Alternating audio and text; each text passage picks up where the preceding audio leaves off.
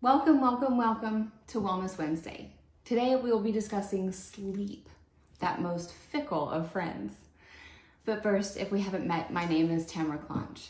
I'm an integrative wellness and life coach, writer, speaker, and educator, and my specialty is dementia risk reduction. I founded V2V Wellness and Aging because I believe that every journey has purpose, and I love helping people discover theirs. On to today's topic. Sleep. To be honest, this wasn't what I had planned for today, but since I hardly got any sleep last night, it seems appropriate. The storm you might be able to hear outside has been sticking around since the middle of the night, so that plus one extra episode of a show we're watching on Netflix is the reason I'm a bit sleep deprived, puffy-eyed, and brain foggy, just in case you were wondering. On average, we sleep for 25% of our lives. Most adults need between 7 and 9 hours of sleep a night. How much sleep do you get? If the answer is not enough, then listen carefully, because there is a close link between sleep and dementia. People living with dementia often experience significant sleep disturbances. If you have trouble falling asleep or staying asleep, or poor sleep quality, you are at increased risk for cognitive decline and dementia, including Alzheimer's. Why is sleep so important? One of the main functions of sleep is housekeeping. When you're awake, every thought you have and every word you speak generates a chemical reaction in the brain. These chemical reactions happen all the time, and each time they happen, there's a little bit of chemical waste produced. At night when you sleep, your brain is flooded with waves of cerebrospinal fluid that flush out that chemical detritus. But when your sleep is disturbed or you don't get enough of it, that trash removal process doesn't happen the way it's supposed to, which results in a buildup of waste byproducts in your brain. This is just one reason that sleep is important. It also re-energizes the cells of your body, supports learning and memory, and it helps to regulate your mood, your appetite, and your libido. So, okay, we get it. Sleep is important. But why do some people sleep well while others do not? Well, there are two main processes that regulate sleep: circadian rhythms and sleep drive. Circadian rhythms are controlled by a biological clock located in your brain. This biological clock does things like respond to light cues. It pumps out a hormone called melatonin at night, and it stops when it senses light. Sleep drive, on the other hand, is your body's craving for sleep. In the same way that your body hungers for food, your body's desire for sleep builds, and when it reaches a certain point, you need to sleep. But what do you do when you have problems sleeping?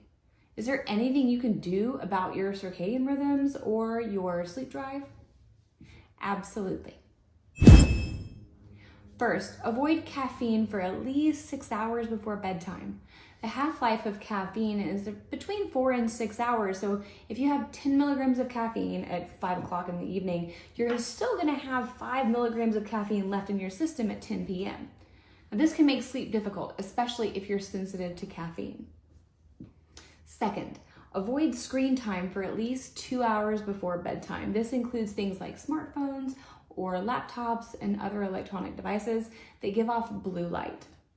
These mess with your brain's biological clock, keeping it from producing adequate melatonin. And if possible, leave your phone in another room while you sleep. This will help you avoid the temptation of looking at it if you wake up in the middle of the night. Third, don't take naps for longer than 30 minutes. Napping for more than 30 minutes during the day can throw off your night's sleep because it decreases your body's sleep drive.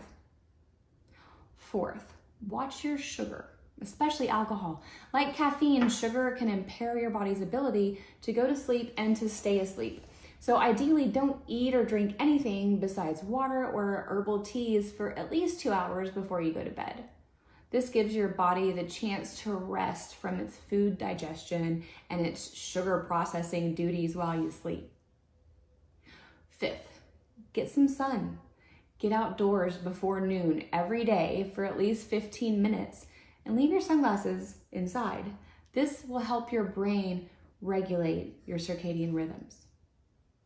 Sixth, give meditation a try. Through meditation, you can learn to access a deep reservoir of inner calm and learn to control your mind, including the ability to release those racing, worried thoughts that can bang around there at night when we're trying to go to sleep. And lastly, learn to process and release your negative emotions rather than ignoring them. Things like fear, irritation, anxiety, worry. If they're not processed and released, they can really catch up with you at night. A couple of weeks ago, I was really struggling with going to sleep. It wasn't that my mind was racing. Instead, I had this intense energy that would move and shift in my chest, and it would really get so intense that it almost felt like a panic attack. So I took my own advice and I tried out the artistic process and release technique. The first negative emotion that I worked on was anger, and a week later I worked on fear. And I slept like a baby for several nights after each session. Sleep is more than just nice to have. It is critical for your mental, emotional, and physical well-being. The things I've shared with you today are tools from my own wellness toolbox that I use to regulate my circadian rhythms and boost my sleep drive. So I hope that they will be useful for you in your own journey. Thank you for watching today, and be sure to like, share, tag, post this video because you never know who needs to hear this message. As always, be well, and remember, your journey has purpose. I should probably go back to sleep for a while now.